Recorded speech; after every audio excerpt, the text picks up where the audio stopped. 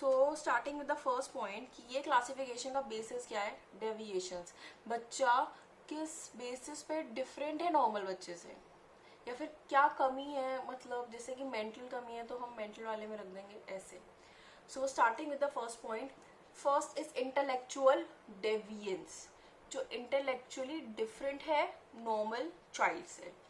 इसमें आपको इसमें आपको दो चीज़ें याद रखनी है। एक तो ये है कि ये जो क्लासिफिकेशन हम डिस्कस कर रहे हैं ये क्वालिटेटिव बेसिस पे ज़्यादा है, और सेकंड चीज़ आपको याद रखनी है कि इसमें आपको कुछ कुछ चीज़ें पॉइंट्स में दे रखी होंगी, आपको वो याद करनी होंगी, बिकॉज उसी से पता चलेगा कि आपने इस चीज़ को समझा है या नहीं समझा। सो मैं बताऊंगी कहाँ पे कौन सी चीज़ आपको याद रखनी है। सो इंटेलेक्चुअल डेविएंस आपका पहला पॉइंट है। इसमें इंटेलेक्चुअल डेविएंस कहती है कि वो बच्चे जो इंटेलेक्चुअली डिफरेंट होते हैं, या फिर आप कह सकते हो या तो मेंटली रिटार्डेड होते हैं, नेगेटिव साइड हो गया, या फिर बहुत इंटेलिजेंट होते हैं, क्योंकि हम तो एक्सेप्शनल कर रहे हैं, एक्सेप्शनल में तो दोनों चीज़ें आएंगी। सो जो मेंटली रिटार्डेड होते हैं या फिर जो बहुत इंटेलिजेंट और क्रिएटिव होते हैं। अब मेंटली रिटार्डेड कौन से बच्चे होते हैं, जिनका आईक्यू लेवल 70 से कम होता है। याद रखना, ये सब चीज़ें आपको याद रखनी है। जिनका आईक्यू लेवल 70 से कम होता है that will come under mental retardation. अब इनकी स्पेशल एजुकेशन नीड्स होती हैं इन द एरियाज रिक्वायरिंग द या फिर इन the areas requirement functional use of intelligence. तो इनको स्पेशल एजुकेशन नीड कहाँ पे होगी, जहाँ पे इंटेलिजेंस का यूज़ करते हैं, वो उन सब चीज़ों में इनको एक स्पेशल एजुकेशन की नीड होती है, क्योंकि इनको नहीं आता अपना ब्रेन यूज़ करना, उनको नहीं पता कि कैसे चले, इनको नहीं पता कि कैलकुलेट कैसे करते हैं, तो वहाँ पे उनको स्पेशल एजुकेशन की नीड होती है। नाउ टोटल जितने भी टोटल स्कूल गोइंग बच्चास हैं हमारे पास इन इंडिया, उसमें से ऑलमोस्ट 0.96% ऑफ बच्चास are in this category. Now moving on to your positive side of intellectual deviance, इसमें आ जाएगा आपका गिफ्टेडनेस एंड क्रिएटिविटी। सो इसमें जो बच्चा होगा, गिफ्टेड होगा, क्रिएटिव होगा, इंटेलिजेंट होगा, तो वो नॉर्मल बच्चों से ज़्यादा इंटेलिजेंट होगा, राइट। वो कैसे पता चलेगा, आईक्यू लेवल से। अगेन इस बच्चे का आईक्यू लेवल 110 से ज़्यादा होगा, और यहाँ पे आप बोलोगे कि इसको किस चीज़ में स्पेशल नीड होती है, इसकी रिक्वायरमेंट होती है in the areas requiring functional use of intelligence plus artistic ability. So वहाँ पे वो अपनी आर्टिस्टिक एबिलिटीज़ को यूज़ कर सकता है, उसको वहाँ पे वो ज़रूरत होती है कि जो उसकी एबिलिटीज़ है वो अपनी एबिलिटीज़ को कैसे बढ़ाए, उसको ब्रशअप कैसे करे, तो वहाँ पे उसको एक स्पेशल एजुकेशन की नीड होती है। नाउ टोटल स्कूल गोइंग बच्चास में से ओनली 3% वी हैव सच मतलब such children who are gifted. Now moving on to second point. Second point intellectual deviance हो गया, जिसमें हमने दो चीज़ें डिस्कस कर ली। सेकंड है आपका सेंसरी डेविएंस। सेंसरी वर्ड सेंसेस आपको पता होना चाहिए कि what does the senses mean, आपको बहुत अच्छे से पता होगा। 5 सेंसेस होती है हमारी, देखना, सुनना, फील, टच, टेस्ट, स्मेल, ये सब पता होगा। सेंसरी डेविएंस में आता है आपका लेकिन जो हार्ड ऑफ हियरिंग हो, डेफ हो, डम्ब हो, या विजुअली इम्पेयर्ड हो। So only I am talking about जो हार्ड ऑफ हियरिंग, जिनको सुनाई कम देता है, दिखाई कम देता है, बहरे होते हैं, गूंगे होते हैं, only these people will come under sensory deviance. Now you will say there are also people जिनको टेस्ट नहीं आता, जिनको टच फील नहीं होता, वो भी बच्चे होते हैं, लेकिन इस कमी से टेस्ट ना आना और टच फील ना होना, दिस इज नॉट, मतलब उस बच्चे को सोशल, मतलब कोई सोशल प्रॉब्लम नहीं हो रही इस प्रॉब्लम से, इसलिए हम इस कैटेगरी को एक्सेप्शनल में रखते हैं। ओके, ये भी समझ में आ गया। सो सेंसरी में हमारे पास अब क्या बचा, विजुअल इम्पेयरमेंट और hearing impairment. So visual impairment में वो बच्चे आ जाएंगे जिनकी आईसाइट या तो कम्प्लीटली ब्लाइंड हो, या फिर जो पार्शियली नहीं देख पाते, या फिर अगर पूरी तरह से ब्लाइंड है और ठीक करने के बाद भी 6.6 से उनकी आईसाइट कम आती है या 0 आती है, तो वो बच्चे इस कैटेगरी में आते हैं जिसको हम कहते हैं विजुअली इम्पेयर्ड कैटेगरी। सो इस कैटेगरी के जो बच्चे होते हैं इनकी स्पेशल लर्निंग नीड्स होती हैं किस एरिया में, जहाँ पे हमें किसका यूज़ करना होता है, आँखों का यूज़ करना होता है। तो वहाँ पे उन बच्चों को स्पेशल नीड्स होती है in the functional areas in the areas requiring functional use of vision. So ऐसे हमारे पास हमारे इंडिया में अराउंड 0.4 या 0.6% of kids of the total school going children are visually impaired. Similarly we have hearing impairment also, किसी किसी में होता है। कम्प्लीटली डेफ भी होते हैं, पार्शली डेफ भी होते हैं। तो यहाँ पे बच्चे को क्या ज़रूरत होती है, एक स्पेशल नीड की ज़रूरत होती है लर्निंग की, किस फील्ड में, जहाँ पे सुनने का काम होता है। और यहाँ पे टोटल नंबर ऑफ बच्चे ज़्यादा है, कम है, 0.11% only. Now moving on to third point, intellectual deviance करा चुकी हूँ, मोटर डेविएंस, सेंसरी डेविएंस करा चुकी हूँ। थर्ड डेविएंस है आपका मोटर डेविएंस। अगर आपने फर्स्ट ईयर में अच्छे से पढ़ाई करी होगी, जो क्या है वो आपने करी होगी, तो ये आपको वर्ड पता होगा। Motor means movement, motor abilities हमने करा था ना, मूवमेंट, हाथ चलाना, पैर चलाना, याद होगा। सो मोटर इम्पेयरमेंट, स्पीच, इसमें आ जाता है आपका स्पीच इम्पेयरमेंट और ऑर्थोपेडिक इम्पेयरमेंट। ऑर्थोपेडिक का so next point is motor deviance. Motor deviance में आपके पास आ जाएगा speech impairment and orthopaedic impairment. So speech impairment में वो आएंगे, देखो स्पीच इम्पेयरमेंट बहुत इंपॉर्टेंट है क्योंकि ये हेयरिंग से रिलेटेड है। किसी को सुनाई नहीं देगा तो वो बोलेगा कैसे, तो स्पीच और हियरिंग बहुत क्लोजली रिलेटेड होती है। तो अगर किसी की स्पीच बिल्कुल निल है तो उसके लिए हम बहुत बहुत टेक्निक्स डिफरेंट यूज़ करके उसको ठीक कर सकते हैं।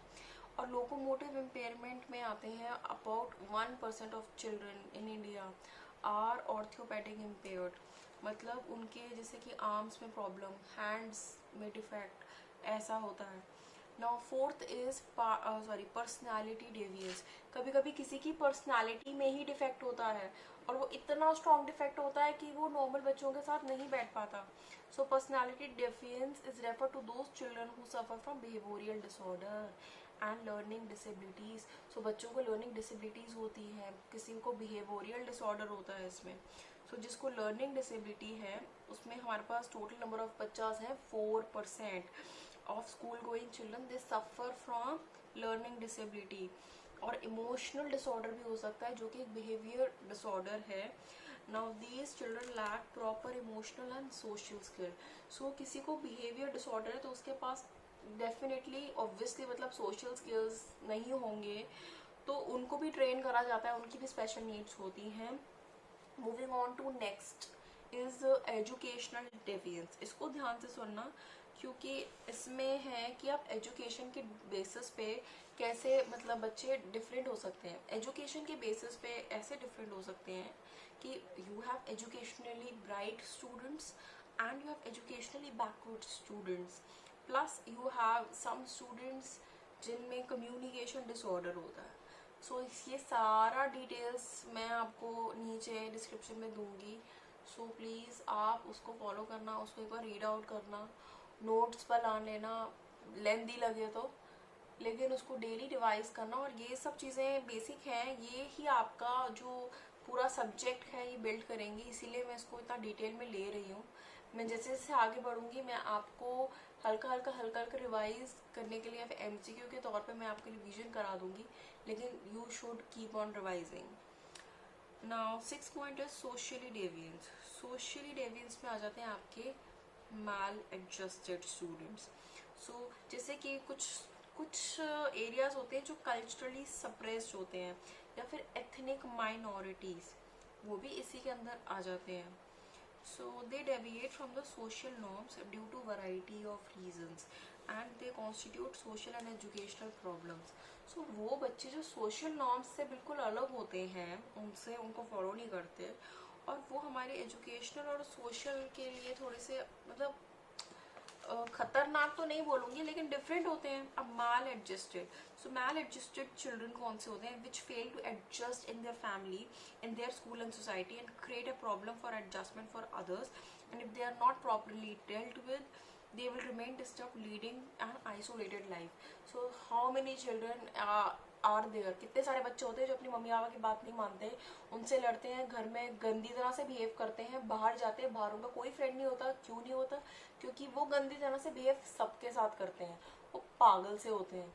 सो सच जिनका मेंटल स्टेटस थोड़ा सा हिला हुआ होता है, so those come under the category of maladjusted children. So now what is the point, why have they taken in this socially deviance में क्यों लिया है? इसलिए लिया है सोशल डेवियंस में क्योंकि जो ये माल एडजस्टेड चिल्ड्रन है, ये हमारी सोसाइटी के लिए, ये हमारे इन्वायरमेंट के लिए, मतलब टॉक्सिक पीपल ही है ना एक तरह से।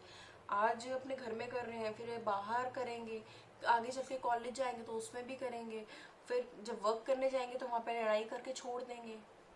सो ये हमारी सोसाइटी के लिए अच्छे नहीं होते। नॉट डिप्राइव्ड चिल्ड्रन, बहुत सारे चिल्ड्रन होते हैं जो कि डिप्राइव होते हैं।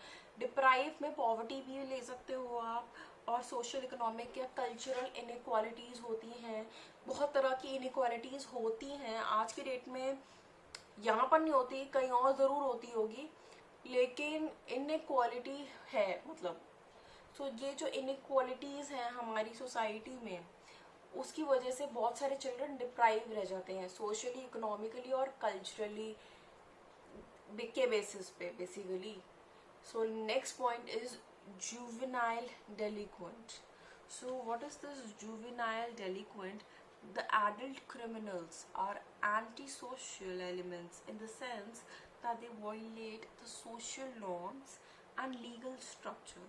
So juvenile delinquent होते हैं adult criminals जो एंटी सोशल एलिमेंट्स लेकर घूम रहे होते हैं और काम भी ऐसी करते हैं जो लगता है इनको देख के कि एंटी सोशल ही है, लोगों के अगेंस्ट कर रहा है, चोरी कर रहा है, किसी का गला काट के पैसे चुरा रहा है, चेन मतलब खींच रहा है, कोई किसी का फ़ोन खींच के जा रहा है। ये तो बहुत सारा, ये वाला कंटेंट जो मैं आपको बता रही हूँ, फ़ोन खींचना and such example, these are regular day examples. So ये आपने देखा होगा कि ये जो लोग होते हैं usually they are young ones, they are adults and they are doing such things. So इसको हम जुवेनाइल डेलिक्वेंट कैटेगरी में डालते हैं।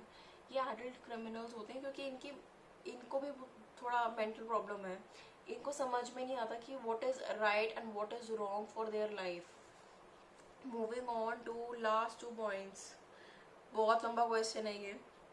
सो 7th पॉइंट है आपका traumatic brain injury and 8th point is multiple deviance. So traumatic brain injury कहती है कि वो इंजरी, एक इंजरी चोट लगती है लेकिन जब हमें एक्सटर्नल फोर्स से लगती है, सो जैसे कि सपोज अगर मुझे एक्सटर्नल फोर्स मतलब लगा लो, मैं नहीं, सपोज कोई भी XYZ है, वो कार में जा रहा है और उसका एक्सीडेंट हो जाता है और उसका एक्सीडेंट में उसकी याददाश्त चली जाती है और उसका मेंटल IQ चला जाता है, तो वो हो गया स्पेशल नीड्स का हकदार, हो गया, वो नॉर्मल नहीं रहा अब, क्योंकि उसका IQ लेवल गिर गया, उसकी याददाश्त भी चली गई, उसको कुछ याद नहीं है, प्लस वो अब इंटेलिजेंट भी नहीं है, समझदार नहीं है। तो इस बंदे को हम इस कैटेगरी में डालेंगे ट्रोमैटिक ब्रेन इंजरी। सो ट्रोमैटिक ब्रेन इंजरी में आप बोलोगे तो मेंटल रिटार्डेड भी डाल दो आप मैम इसमें। आपने फर्स्ट पॉइंट में अलग से क्यों पढ़ाया था? इसलिए पढ़ाया था क्योंकि उसमें नेचुरली जो किसी को जेनेटिकली बाय बर्थ प्रॉब्लम है मेंटल रिटार्डेशन की, वो पहले पॉइंट में जाएगा। जिसको किसी एक्सटर्नल फोर्स या एक्सटर्नल एनवायरनमेंट से, मतलब जो बॉन्ड तो बिल्कुल हष्ट पुष्ट हुआ है लेकिन एक्सटर्नल एनवायरनमेंट की वजह से उसको ऐसी चोट लगती है, तो वो ट्रोमैटिक ब्रेन इंजरी में आ जाएगा। Last point is multiple deviance. So ऐसे बच्चे भी होते हैं जिनको एक प्रॉब्लम नहीं, 2-3 प्रॉब्लम साथ में हो सकती है। लाइक सपोज कि किसी के लेग्स नहीं है और किसी को आई साइट भी नहीं है, लाइक सपोज डेफ है कोई और साथ में डम भी है। डेफ एंड डम तो बहुत कॉमन है, किसी का आई साइट नहीं है, किसी के हैंड्स नहीं है साथ में। सो मल्टीपल डेविएंस में एक बंदे के अंदर बहुत सारे डेविएंसेस होते हैं। That is all about this question. So आज के MCQs के लिए मैं